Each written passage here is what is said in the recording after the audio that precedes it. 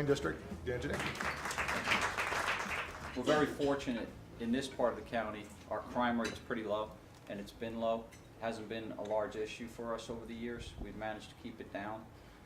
We've had occasionally some spikes in some burglaries. You may have probably seen, probably 3-4 weeks ago, we were getting hit in this area, in particular with a large amount of residential houses, residential burglaries getting broken into. Fortunately, we were able to eventually identify the suspects and arrested 3 individuals that were responsible for that. They were, I think, responsible for about 40 burglaries in this area. They would break 40, yeah, 40. People who come into a commercial building during business hours, they're either dressed like a business person or they could be dressed like a custodian. They appear like they're legitimately there. They get in, somebody, if you have a swipe card, somebody lets them in, but then they just go through desks and clear out purses, you know, electronics. We're starting to see a lot of that. Arlington County gets a lot of that too.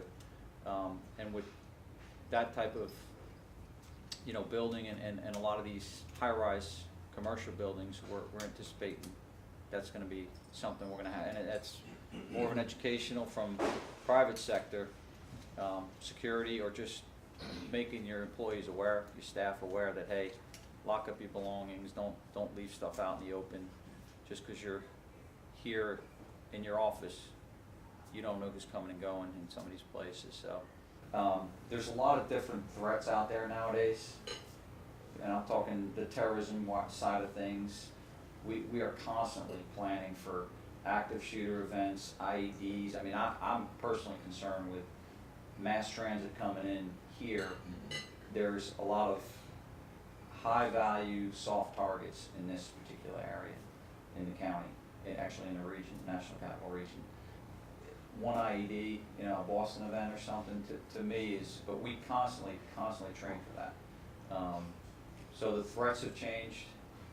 We have to be prepared for anything, and we do a lot of this type of work with the private industry on, you know, you need to prepare your people if something happens. So as far as priorities, we tend to focus a lot on traffic issues here. Big complaints, that's what we constantly get from the community, whether it's speeding, whether it's, you know, distracted driving, whether it's blocking the box. You know, we get a lot of blocking the box in downtown Mclean here. I don't have the crash data, but we keep a close look at accidents involving alcohol, and the good thing is it's trending down.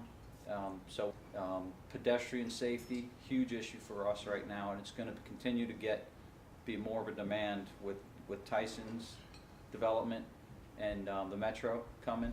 We know we're going to have a lot of issues with that. It's just a challenge for us. Very much Absolutely. for coming. Oh, thank you very much. Thank you very much for coming to our event and talking to all of our members. I Enjoyed it. Appreciate it. Had a good time, and thank you for